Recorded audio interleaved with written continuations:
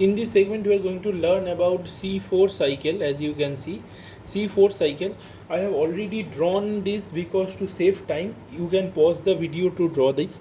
I will do the labelings as per these are. I will do the labelings and I will obviously make you explain. So you can see these are the mesophyll cells. What you see, these are the mesophyll cells. And you have to see the bundle sheath cell. These are bundle sheath cell. These, then these. All these are bundle sheath cell. What you have understood? What is the mesophyll cell and which one is the bundle sheath cell? Now these are the chloroplast. These are bundle sheath chloroplast.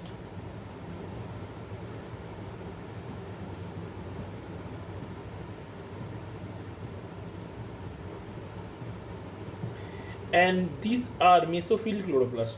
See,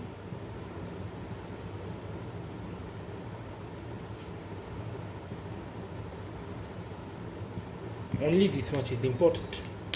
Now I will go to this. I will go to this part, and this is the C4 cycle pathway. I will show it over here. Let me tell you, this is the mesophyll cell. I am writing it. And this is the bundle sheath cell.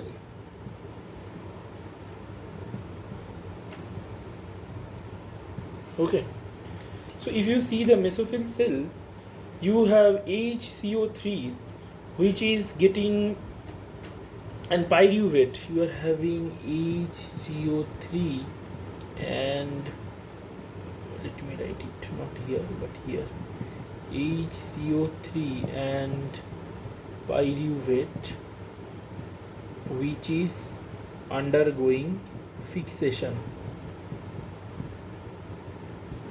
Okay, and it is forming C4 acid. So C4 acid is formed in mesophyll cell. It is getting transported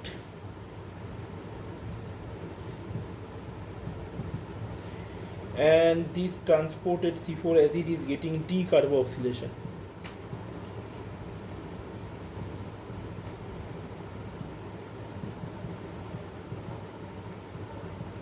As it is drawn in NCERT, I am drawing. It is getting decarboxylation.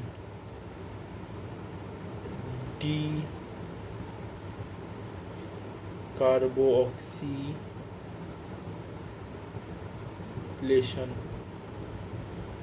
And this, from here the CO2 going out, and this CO2 it is entering into the C3 cycle. Okay, and this, from here the pyruvate produced. This pyruvate, it is getting transported to the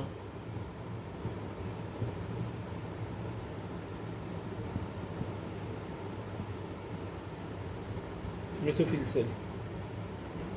It is forming, it is regenerated to phosphoenol pyruvate.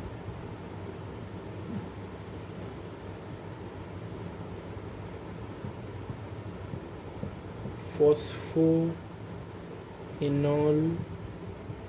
pyruvate, it is getting regenerated to phosphoenol pyruvate. This is the whole idea about C4 cycle. I need to give you certain more things, tell you certain more things how it is happening. I am using this part. I think this is better. This part to make you understand. So you first see HCO3, it is fixed to form C4 acid. If C4 acid, this C4 acid, this is coming over here. This C4 acid from the mesophyll cell, it is going to the bundle cell through these connections. What are these connections called? These connections are called plasmodesmata or plasmodesmatal connections. Okay, so from here what we can say is that as the acid which was formed was aspartate. Aspartate was forming oxaloacetate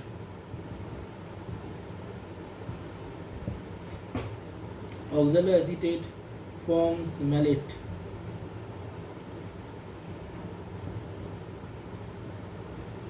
And the malate forms pyruvate.